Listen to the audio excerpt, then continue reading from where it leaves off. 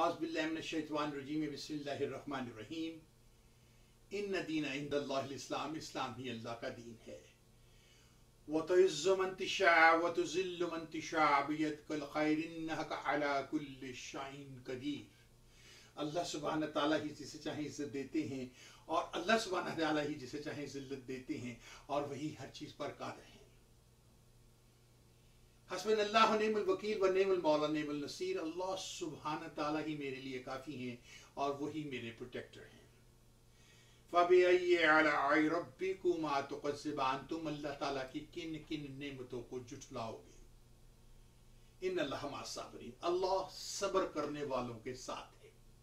आशिकान पाकिस्तान और टेलीविजन की दुनिया के दोस्तों, ये वाह टीवी ह्यूस्टन टेक्सास से खादिम पाकिस्तान और गुलामान रसूल नासिर जान अली शाइक अपने प्रोग्राम हालात हाज़िरा के साथ आपकी खिदमत में हाजिर है और सलाम अर्ज़ करता है।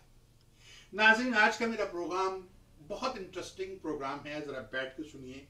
आज हम डॉक्टर आफिया सदीकी, पाकिस्तान की बेटी जो एक डॉक्टर है, दहशतगर्द है, एक गवर्नमेंट पान है, उसके बारे में बात करेंगे।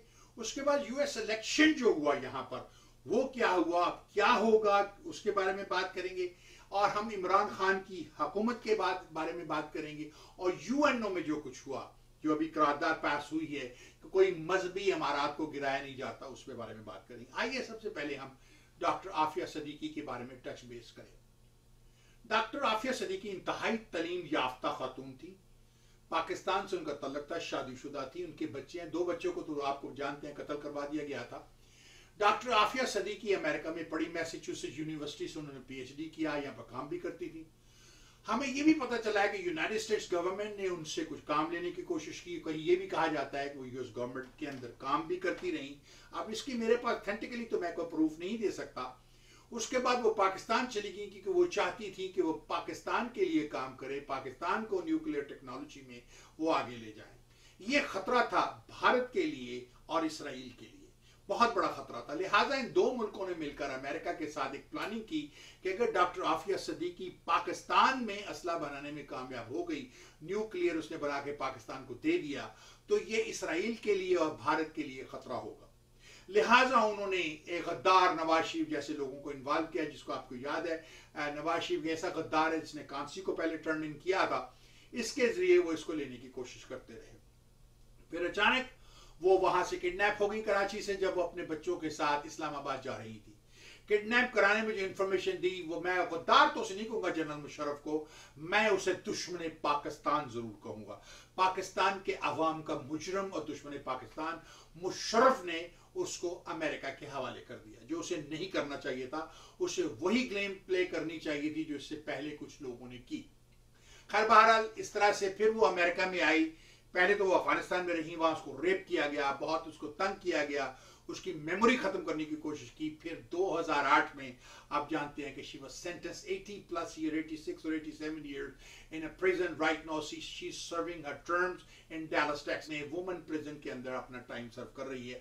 इस वक्त ये पता चला है कि पाकिस्तानी कौंसलर न्यूयॉर्क से रेगुलरली उन्हें मिलने जाता है।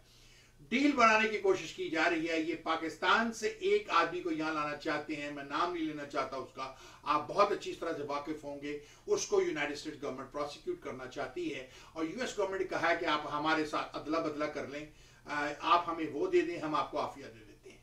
अभी तक तो हुकूमत पाकिस्तान तैयार नहीं। आप ये भी जानते हैं कि इमरान खान ने वादा किया था कि आफिया के केस को खुलवाएगा, क्योंकि इस केस के अंदर यूनाइटेड स्टेट्स सेनेट के अंदर केस को भी डिस्कस किया गया, कांग्रेस में भी डिस्कस किया गया। बहुत से कांग्रेसमैन, यूएस सेनेटर्स ये कहते हैं कि इसमें बहुत से होल्स हैं, यानी कोई एविडेंस इतनी क्लियर नहीं है। एफबीआई के अपने अल्फाज हैं कि हमारे ख्याल में एक दहशतगर्द है, लेकिन हमारे पास कोई प्रूफ नहीं है उसे लिंक करने के लिए। फिर एक गिरफ्तारी पाकिस्तान में होती है, एक आदमी प्रोसिक्यूट होता है, उसके बाद इसे अल-कायदा के साथ लिंक कर दिया जाता है कि उसके साथ लिंक है और उनको ये हेल्प कर रही है और ये अमेरिका के लिए खिलाफ। फिर ऑल द सडन इस पे इल्जाम लगा दिया जाता है कि इसने एक फौजी को और एक अमेरिकन शहरी को मारा है। कोई बंदूक प्रोवाइड नहीं की जाती, कोई फिंगरप्रिंट प्रोवाइड नहीं किए जाते। डॉक्टर आफिया सदीकी को एक यहूदी बहुत बड़ा वकील दिया जाता है, जो वकील उनका केस लड़ना चाहता है, लेकिन डॉक्टर आफिया उसे लेने से इनकार कर देती हैं। वो कहती हैं कि मैं यहूदियों के खिलाफ, एक यहूदी मुझे इंसाफ कैसे दिलवा सकता है। खैर ह्यूस्टन में कई दिन तक ट्रायल चलता रहा। मैंने उस ट्रायल से फौरन अंदाजा लगा लिया था पहले 2 दिन के अंदर कि आफिया को सजा हो जाएगी, ये बेगुनाह है मेरी निगाह में। अब मैं कोई गवर्नमेंट ऑफिशियल नहीं हूँ, I am not a government official, I am not an intelligence officer, मैं एक I am just a media person.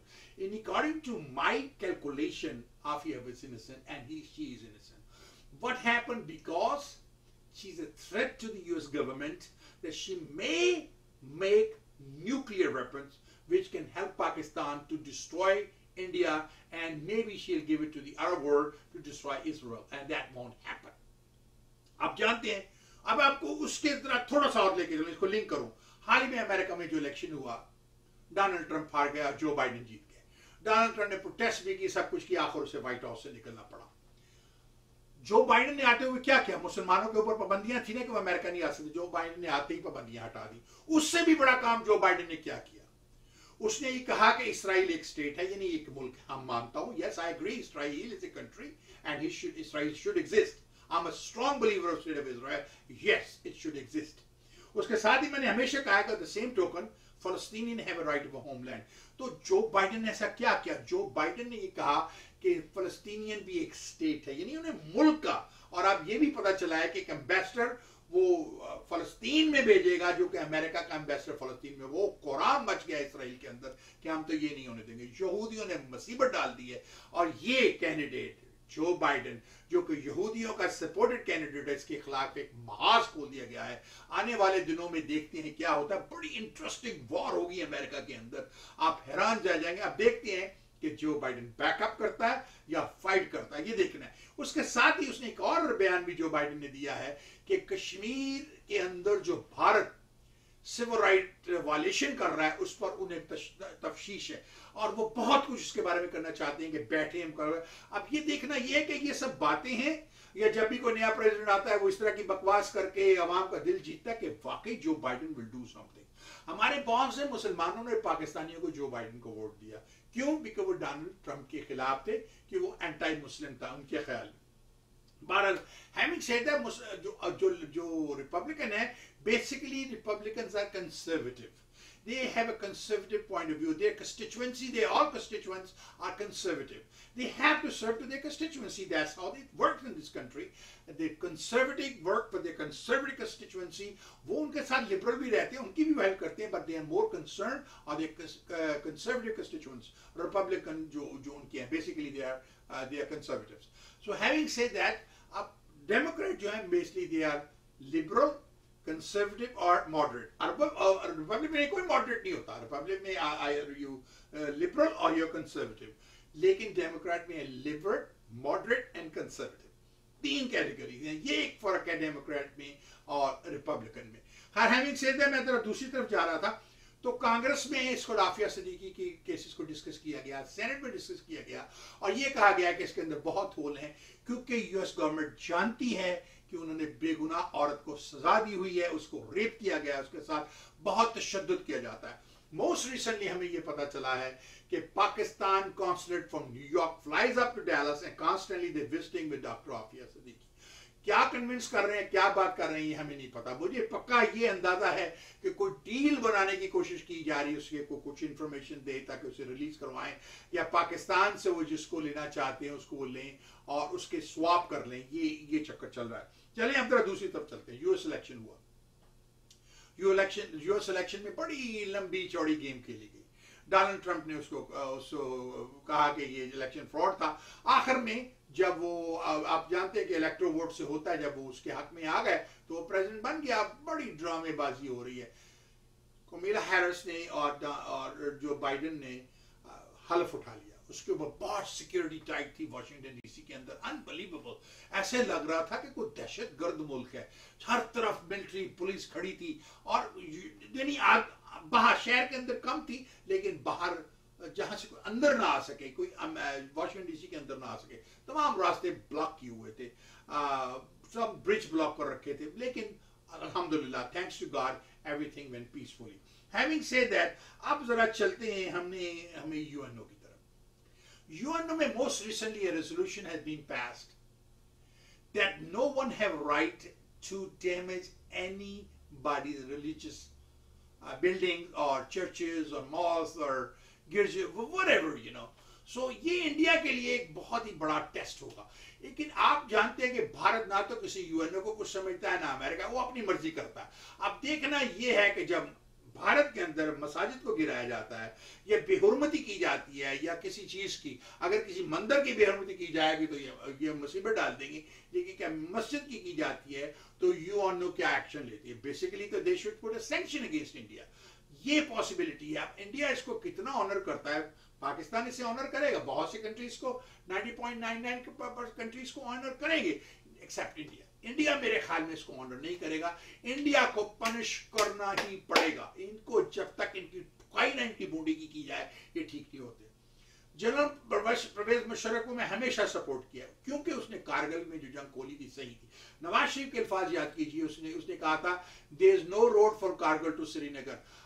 Nawaz Sharif साहब, आप एक बकवास करने वाले बेकार किस्म के दहशतगर्द गद्दार पाकिस्तानी इंसान है। यस, अगर कारगिल हमारे पास होता तो आज श्रीनगर भी होता, क्योंकि इंडिया की बहुत बड़ी जो उनकी फौज थी जो लद्दाख में, उसको हमने ब्लॉक कर देना था, उन्होंने मर जाना था वहां पर, और इंडिया हमारे साथ बार्गन करना पड़ना था। ये गद्दार पाकिस्तान। अब मुझे हैरत है, जो मरियम नवाज उसकी बेटी है वो ये कहती है मेरी जो बैरून मुल्क है, मेरी तो पाकिस्तान में भी कोई प्रॉपर्टी नहीं है, अरबों की प्रॉपर्टी निकल आई है।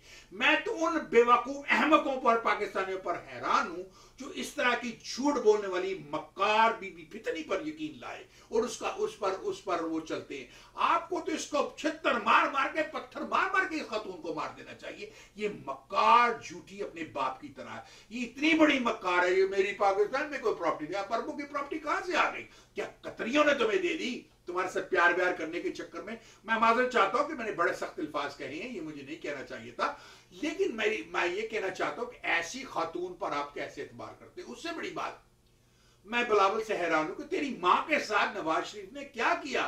तुम्हारी उंगली पकड़कर, तुम्हारी बहन को गोद में उठाकर वो बेचारी अदालत में जाती रही, उसे कोई सहूलत नहीं मिली, और फिर तुम उसी के साथ हो सिर्फ इसलिए कि इमरान खान की हुकूमत को गिरा दिया जाए।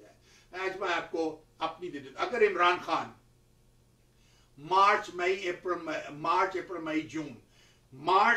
मई जून ये 4 महीने है, 30 जून तक अगर इमरान खान सरवाइव कर गया तो दुनिया की कोई ताकत उसको पाकिस्तान से नहीं हिला सकेगी, बल्कि मार्च के बाद उसे कोई नहीं हिला सकेगा। यहां पर हमारे ह्यूस्टन में भी कई लोग हैं जो रेडियो पर आते हैं, मुख्तलिफ प्रोग्राम में आते हैं, इमरान खान है, क्या किया है इमरान खान ने, क्या। अरे भाई, इकोनॉमी को देख लो, पाकिस्तान की इकोनॉमी बेटर हो रही है, देख लो, 5.5% पे आ गई है 2.5-3% से। और क्या करे, 70-80 साल तुम लोगों ने पाकिस्तान का बेड़ा गर्क किया, अब संभालते हुए थोड़ा सा वक्त लगेगा। अब अजीब सी बात तो ये है, जो मैं बड़ा हैरान हूं इस बात से कि लोग इस तरह से क्या समझते कि इमरान खान एक रात में पाकिस्तान को दुरुस्त कर देगा। नामुमकिन है पाकिस्तान को एक रात में दुरुस्त करना, it is impossible. Having said that, Imran की हुकूमत है, यूएनओ है, हमारी यूनाइटेड स्टेट्स की है, डॉक्टर आफिया सिद्दीकी है, व्हाट वी शुड डू, हमें बैठकर एक थिंक टैंक में को बात करनी चाहिए। अब जो बाइडेन आया है, इसे हमने देखना है, टेस्ट करना है कि कश्मीर पर क्या करता है। अगर कश्मीर का मसला हल हो जाता है, पानी का मसला भारत के साथ हल हो जाता है, तो Pakistan can take care of itself. हमें किसी की प्रॉब्लम नहीं, हमारा मुल्क यूं तरक्की करता हुआ ऊपर जाएगा। मुस्लिम कंट्री में सबसे बड़ा दुश्मन पाकिस्तान का सऊदी अरेबिया है। आपको समझना पड़ेगा कि सऊदी अरब आपका सबसे बड़ा दुश्मन है। वो आपको ज़कात के तौर पे पैसे देता है, फेंक दीजिए, थूक दीजिए सऊदी अरेबिया को। आप जाइए वहां पर सिर्फ उमरा करने के लिए, हज करने के लिए, लानत डालिए सऊदी अरेबिया पर, इन अरबों पर, ये आपको खैरात देते हैं। लानत डालिए दुबई पर, आपने दुबई बनाया, पाकिस्तानियों ने दुबई और कतर सब कुछ बनाया, आज उनके पास पैसे हैं, बम मार के सालों को उड़ा दीजिए, कब्जा कर लीजिए। मैंने एक दफा बहुत साल पहले पाकिस्तान में जनरल मुशर्रफ जनरल ज़िया साहब को कहा था कि पाकिस्तान को चाहिए कि दुबई पर कब्जा कर ले, उसके बाद वहां पर डेमोक्रेसी ले आए, इलेक्शन करा के डेमोक्रेसी ले आए। जनरल ज़िया साहब मेरी बात सुन के बड़ा हंसे, मेरे घर पे बैठे हुए थे, बड़ा हंसे मेरी बात सुनकर, क्योंकि मेरे वालिद के दोस्त थे और उनकी फातिहा खानी के लिए वो मेरे घर पर आए थे जब वो ह्यूस्टन में आए थे। तो मैं कहना ये चाहता हूँ कि अगर हमने दुबई और अबू धाबी ये सारा इनको टेक ओवर केयर कर लिया होता, उस वक्त इन्हें लेकर इंडिपेंडेंट कंट्री बना दिया होता, डेमोक्रेसी ले आती, तो आज हालात डिफरेंट थे। ये भारत के दोस्त हैं, पाकिस्तान के दुश्मन है। सऊदी अरेबिया भारत का दोस्त है, पाकिस्तान का दुश्मन है। पाकिस्तान इस्लामिक कंट्री का लीडर है। तुमको टर्की, पाकिस्तान, मलेशिया, आपने ऑटोमन एम्पायर का नाम सुना होगा, ये 3 कंट्री अब बनाएंगे नया ऑटोमन एम्पायर, नया वर्ल्ड ऑर्डर आएगा जो मुस्लिम वर्ल्ड ऑर्डर होगा। Watch my word. वो जो ह्यूस्टन से इमरान खान के खिलाफ प्रोग्राम देते हैं जो लोग, उनको मेरी एक वार्निंग में देने लगा और समझाने लगा, आप पाकिस्तान की पॉलिटिक्स के बारे में कुछ नहीं जानते, जीरो हो।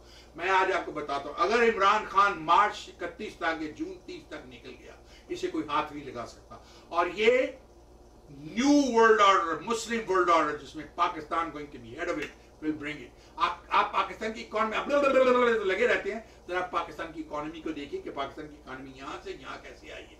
एक दिन में कुछ सही नहीं। हाँ, मैं मानता हूं कि इमरान खान की हुकूमत में चीजें महंगी हैं, तो कि इमरान खान को हेड कलर है हर महकमे का, हर महकमा का जो चीज ऊपर जाती है इमरान खान ले गया, इमरान खान। और इनके जमाने में जब जाती थी उस वक्त क्या था? उस वक्त आप नहीं कहते थे ओ जी मियां नवाज शरीफ ले गया जी, औजी जरदारी ले गया। हर गलत काम जो हुआ इमरान खान ने किया। इमरान खान को हेड कलर है किसी महकमे का, या हर महकमे का कलर है कि उसने हर चीज रखनी। He is a prime minister of Pakistan. हाँ, उसके अंडर में जो लोग हैं, they are lots of red marks on there, उनको इसे रिप्लेस कर प्रॉपर लोगों को लाना चाहिए। इमरान खान की सबसे बड़ी प्रॉब्लम है, he should bring a young generation, नौजवान बच्चों को गवर्नमेंट में लेके आए, भले उन्हें सिखाना पड़े, दे आर टुमारोज पाकिस्तान। ये चले हुए कारतूस 90-90 80 साल के, 70 साल के, बेटा ने इलेक्शन लड़ा, बाप ने लड़ा, पोते ने लगा, दादे ने लगा, परदादे ने लड़ा, चलते चले आ रहे। इस चेंज को चेंज कीजिए पाकिस्तान में। Let the government of Pakistan go in the hand of young generation, नौजवान बच्चों के हाथों में हुकूमत पाकिस्तान को जाने दीजिए। Let them run. माजरत चाहता हूं, मैंने आखिर में आ गया हूं, अगर कोई मैंने गलत बात कर दी हो, किसी को मेरी बात से तकलीफ पहुंची हो, तो मैं माफी चाहता हूं, लेकिन दीज आर द ट्रूथ। मैं मेरे प्रोग्राम को आपको बताऊं, स्पॉन्सर करती है एस्ट्रो सिक्योरिटी इन्वेस्टिगेशन। मेरी सिक्योरिटी इन्वेस्टिगेशन फर्म है ह्यूस्टन के अंदर। आपको इन्वेस्टिगेशन चाहिए, आपको सिक्योरिटी चाहिए तो आप मुझे कॉल कर सकते हैं। अगर आपको गन ट्रेनिंग लेनी है, लाइसेंस लेना है, तो आप मुझे कॉल कर सकते हैं। मैं गन इंस्ट्रक्टर। इसके अलावा मेरी इन टाइम प्रोडक्शन फर्म है, जिसमें हम फिल्म और ड्रामे बनाते हैं। अगर आपको एक्टिंग का शौक है, आप ड्रामा बनाना चाहते हैं, मेरे पास अपना स्टूडियो है, अपने कैमरे हैं, अपनी सारी इक्विपमेंट है मेरे पास, हम आपकी हेल्प कर सकते हैं।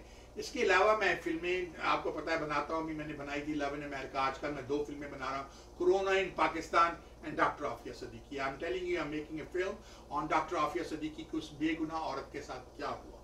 इसे मैं 2 जमानों में बनाऊंगा, उर्दू एंड इंग्लिश, ताकि पूरी दुनिया इसको देख सके कि क्या हुआ आफिया सिद्दीकी के साथ। हम इस वक्त इंफॉर्मेशन इकट्ठी कर रहे हैं, जेल में भी जाऊंगा, डॉक्टर आफिया सिद्दीकी से मुलाकात होगी डैलस में मेरी, उसके बाद उससे पर्सनली बात करूंगा कि उसके साथ क्या हुआ। उनके भाई ह्यूस्टन में रहते थे, अब मुझे नहीं पता कि आजकल रहते हैं कि नहीं, ये भी इंफॉर्मेशन मुझे इकट्ठी करनी है। ये सारी इंफॉर्मेशन करने के बाद I will make a film और documentary something on doctor Aafia Siddiqui. इसके अलावा कोरोना इन पाकिस्तान, के पाकिस्तान में कोरोना कैसे आया, क्यों आया, किस तरह से आया, ये एक फिल्म भी मैं बनाऊंगा।